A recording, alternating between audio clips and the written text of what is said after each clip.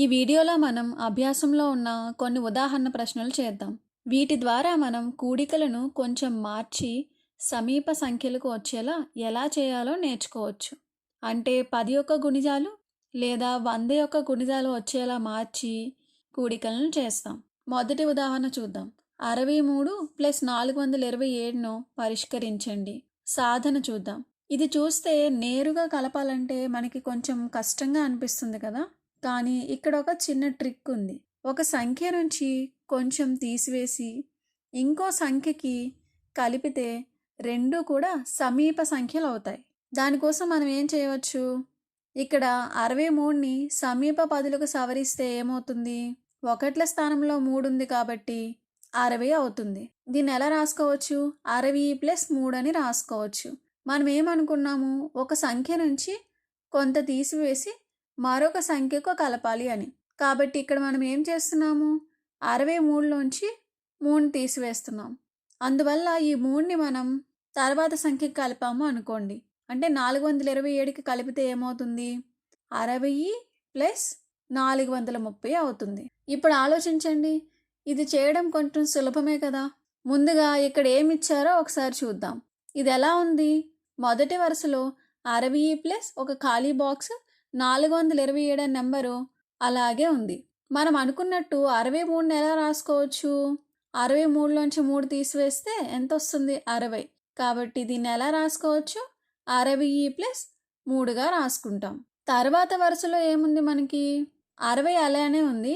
ఈ ఖాళీ బాక్స్ని నింపాలంటే ఏం చేయాలి మనం? అదే 3ని తీసుకోవాలి. కాకపోతే ఇక్కడ ఎలా ఉంది? ఈ 3 అనేది 427కి కలపబడి ఉంది. అందువల్ల తర్వాత ఖాళీ బాక్స్లో మనకి ఏమొస్తుంది? 3 ప్లస్ 427 అంటే 430. ఇప్పుడు చూడండి, 60 ప్లస్ 430 అంటే మనం ఈ లెక్కను మనసులోనే చేసుకోవచ్చు. 400ని అలాగే ఉంచుకొని 60 అంటే 6 పదులు, 30 అంటే 3 పదులు, మొత్తం ఎన్ని పదులు అయ్యాయి? 6 ప్లస్ 3 అంటే 9, అంటే 9 పదులు 90. కాబట్టి ఇక్కడ ఏమవుతుంది? 490 అవుతుంది. ఇప్పుడు ఇంకొక ఉదాహరణ చూద్దాం. 275 ప్లస్ 595ని పరిష్కరించండి. సాధన చూద్దాం. ఒకసారి ఆలోచించండి. దీన్ని మనం ఏం చేయొచ్చు? ముందుగా 275ని విస్తృత రూపంలో రాసి చూద్దాం. దానికోసం మనం సమీప పదులకి సవరించి రాద్దాం. అంటే 275ని ఎలా రాయొచ్చు? 270 ప్లస్ 5. తర్వాత 595ని అలాగే ఉంచేసాం అనుకోండి. ఇప్పుడు ఏమవుతుంది? 270. ఇక్కడ మిగిలిన 5ని 595కి కలిపితే ఏమవుతుంది? 600. చూడండి, ఇప్పుడు 270 ప్లస్ 600. ఇది కొంచెం మనకి లెక్కించడానికి సులువుగా ఉంది కదా. సరే, ఇప్పుడు ఇక్కడ ఏమిచ్చారో చూద్దాం.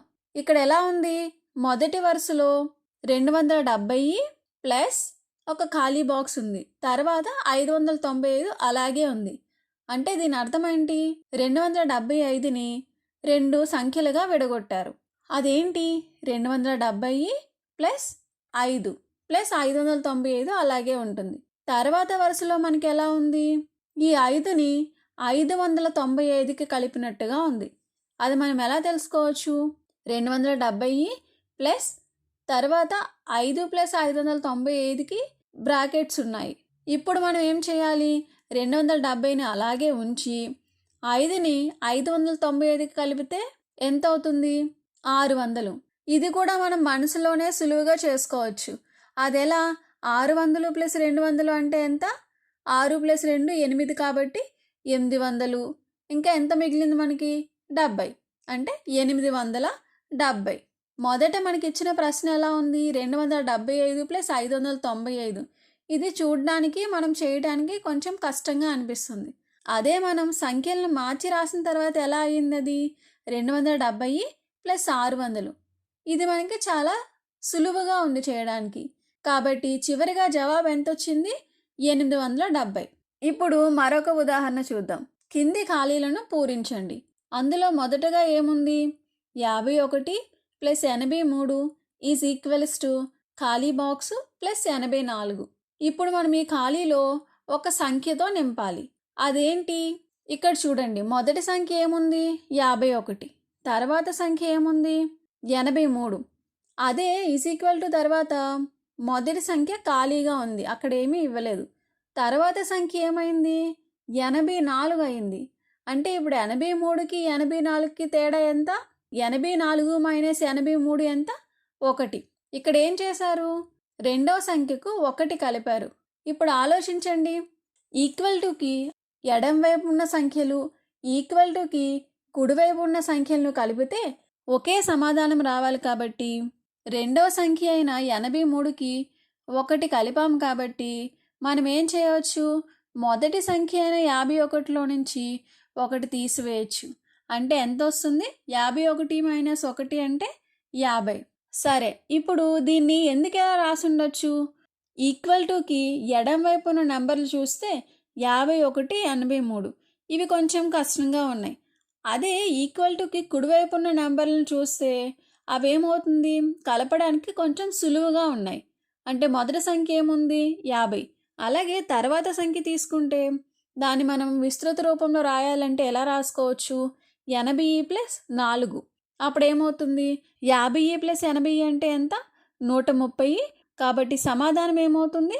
134. ఇలా మనం సంఖ్యలను సమీప సంఖ్యలకు మార్చడం ద్వారా కూడా మనం కూడికలను సులువుగా చేయవచ్చు. ఇంకొక ఉదాహరణ చూద్దాం. 138 ప్లస్ 710 ఈజ్ ఈక్వల్స్ టు ఖాళీ బాక్స్ ప్లస్ 700. ఇక్కడ మీరు గమనించినట్లయితే మొదటి సంఖ్యను మనం కనుగొనాలి. దానికోసం రెండో సంఖ్యను పరిశీలిద్దాం. రెండో సంఖ్య ఏముంది? 710. ఈక్వల్ టుకి కుడివైపున ఏముంది? 710. అంటే ఈ రెండింటికి మధ్య తేడా ఎంత ఉంది? 10. అది ఎలా? 710 నుండి 10ని తీసివేస్తే 700 వచ్చింది. ఇక్కడ రెండో సంఖ్యలో నుంచి 10ని తీసివేసాం కాబట్టి మనం ఏం చేయొచ్చు?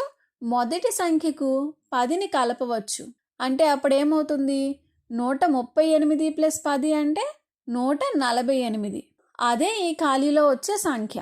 ఇప్పుడు మీరు చూసినట్లయితే 138 ప్లస్ 770 అయినా 148 ప్లస్ 700 విలువ అయినా రెండు ఒకే జవాబును ఇస్తాయి.